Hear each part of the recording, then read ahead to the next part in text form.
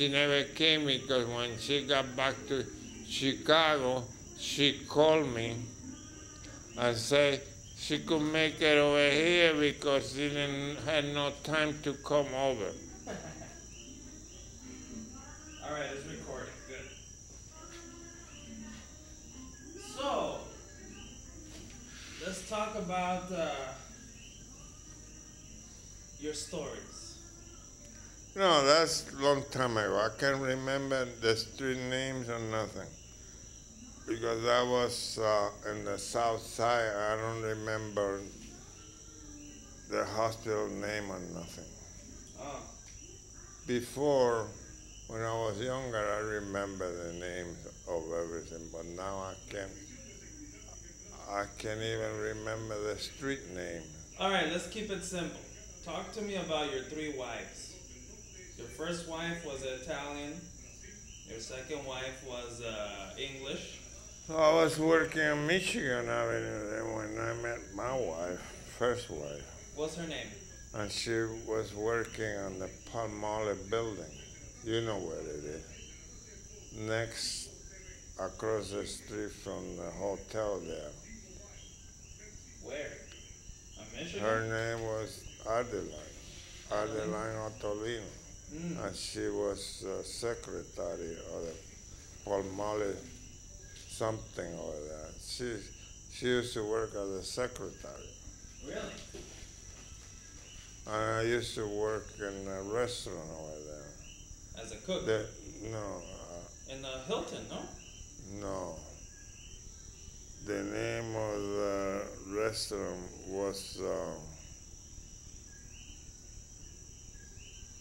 well, it was 1900, no, 900, North Michigan, across the street from the Palmolive building. And she used to come over there to eat, so I met her over there.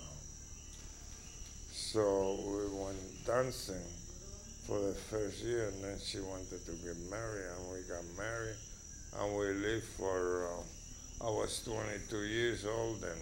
You were 22 when you got married? Yeah, and I lived with her until I was 27.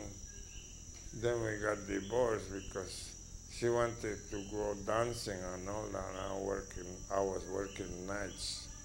Oh, that's why?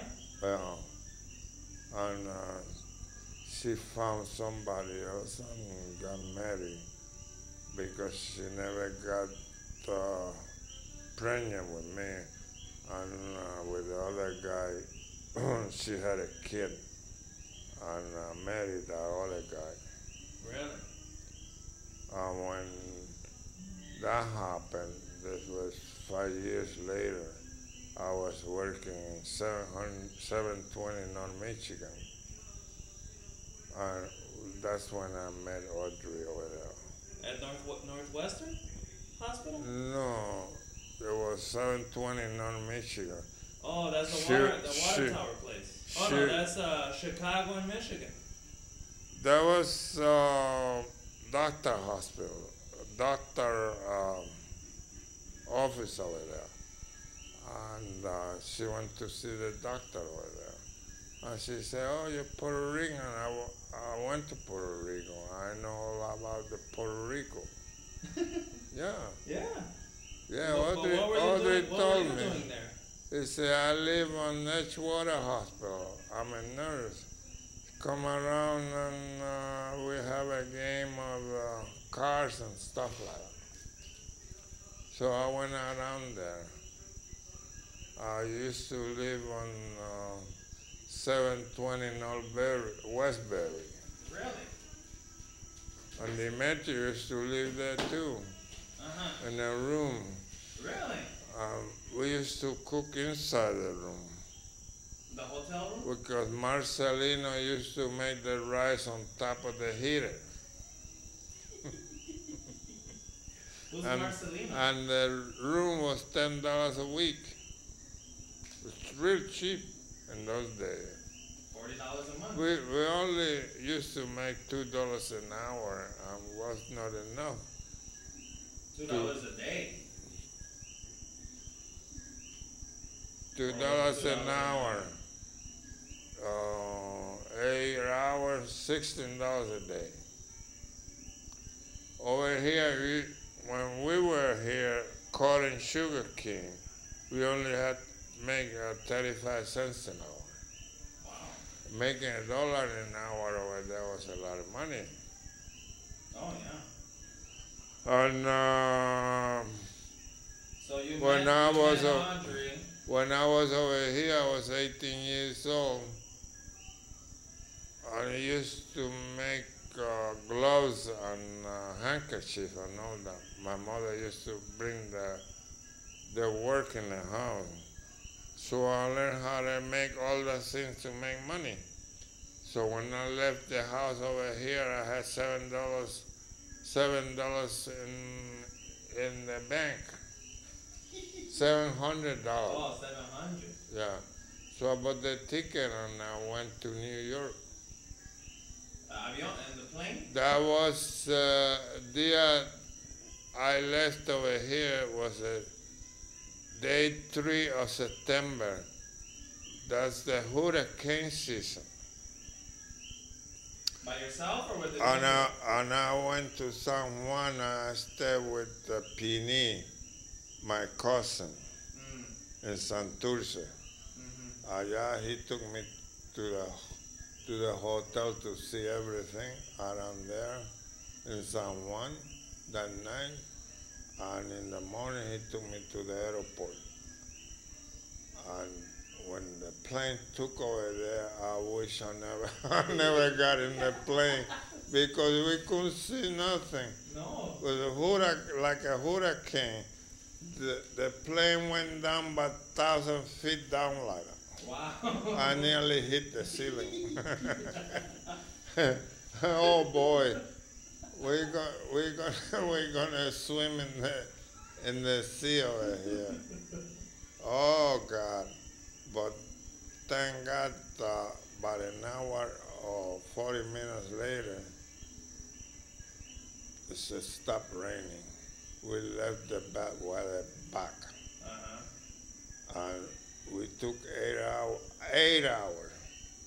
What year was this? That was 1951. 1951. I was about 4 months, I'll be 19 years old. I was 18. So I got to New York airport. I don't remember it was LaGuardia or what. Kennedy. Days, or Kennedy. Oh, back then it wasn't Kennedy. So when I went outside with the suitcase, I asked a guy, Spanish guy, to give me a ride to the Greyhound because I didn't know what it was. He said, we'll take you over there because your brother didn't show up. Juan used to live in New York for 4 years. He didn't pick you up? I said, they didn't pick me up or nothing. He didn't got a car. He didn't know how to drive them. So when I went, he took me to Greyhound. They said, where you going? You're going to Chicago. I want the ticket to Chicago in the Greyhound. Why Chicago? We won't give you a ticket to Chicago straight from here, but in Cleveland, when you change the bus over there, you have to get another ticket. So I got the ticket to Cleveland. In Cleveland, because we had another stop from Philadelphia and all that pickup passengers. In Cleveland, I met another guy that spoke Spanish that sit next to me. Oh, you speak Spanish? Yeah, I don't speak English at all. You? I only know how to say sandwich.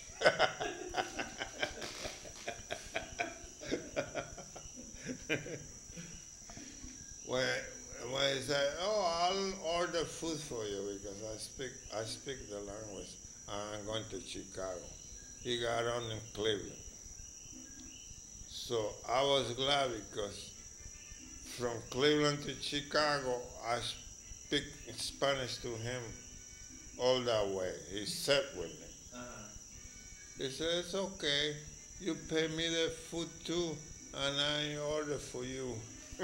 I had $700 in my pocket. In those days, it was a lot of money. And when we got to Chicago, I told him, my brother had got to pick me up, but he's not here. We take the taxi to this address. I was close to the Greyhound station over there on Dearborn Street. Clinton. Yeah. He used to live with another guy that him and the other guy went together from here to Chicago in a plane. They didn't take the bus or nothing. Who? Dimitri. Oh, really? Yeah, they flew from here to Miami, and Miami flew from Miami to Chicago in a plane. He didn't have to take no buses. So I was in the bus 48 hours from New York to Chicago. Dimitri was not there either, so me and this other guy took a taxi and he spoke English, and he gave me the address over there on the hotel. So I paid for him too, and he said to lend him $20 and he'll pay me. He never paid me. I gave him the $20, he never came back. And I lost the suitcase in the Greyhound because 2 months later, that's when I got the suitcase with no clothes or nothing. I arrived there with no social security, no clothes, nothing. Wow. So I took the hotel, and the hotel was 2 more guys living there.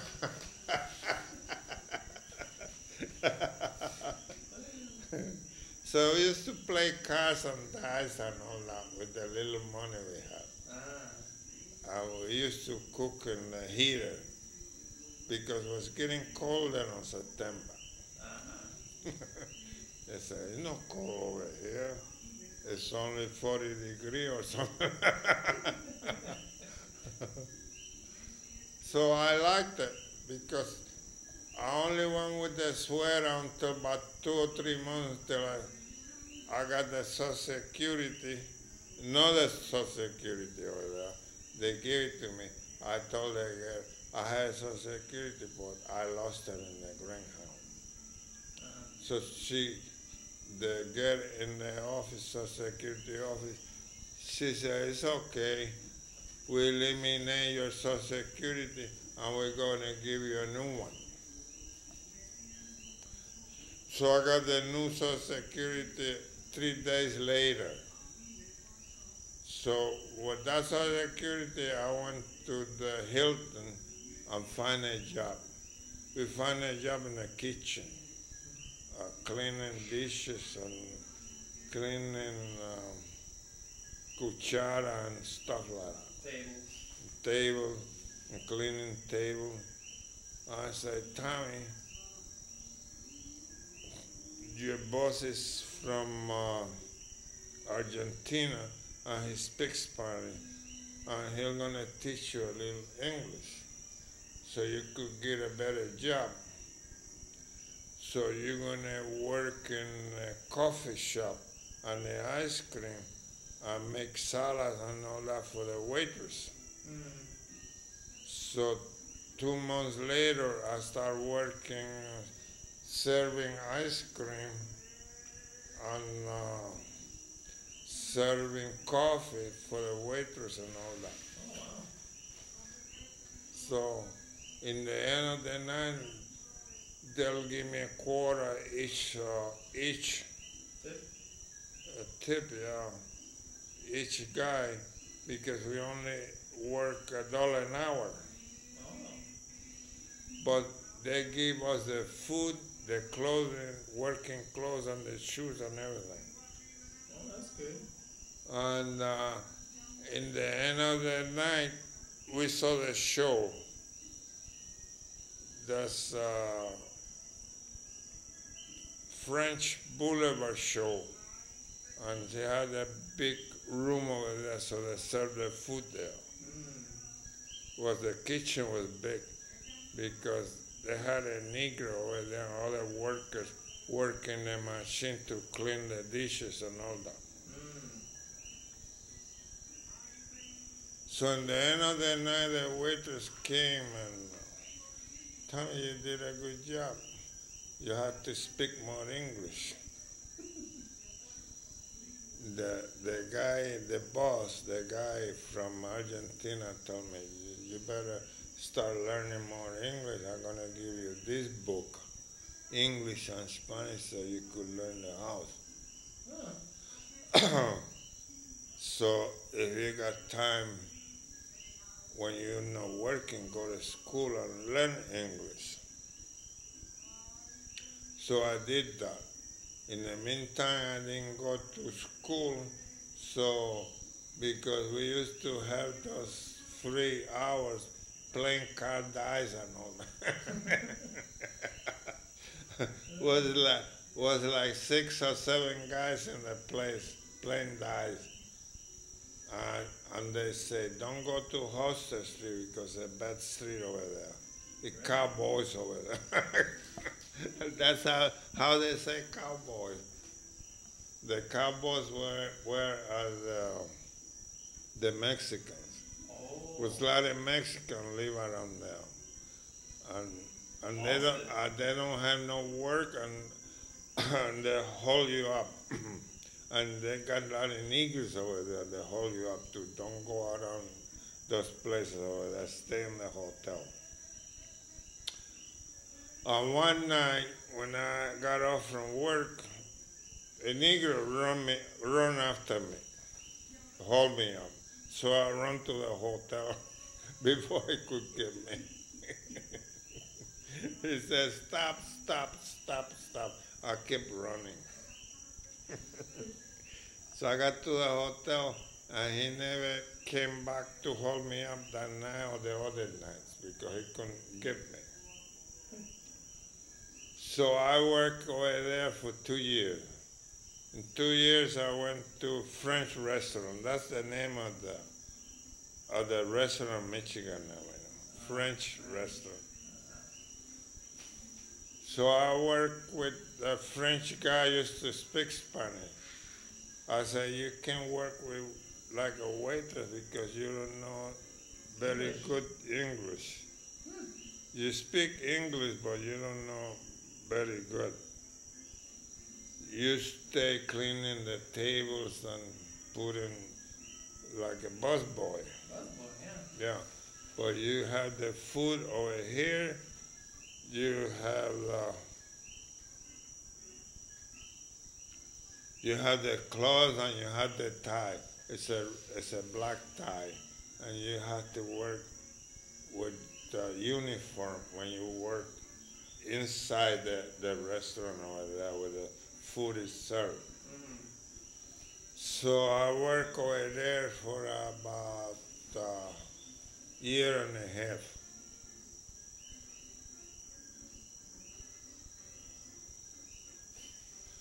In 1957, when Castro was hitting the island, Cuban. Oh, I remember you were telling me that the French guy went to open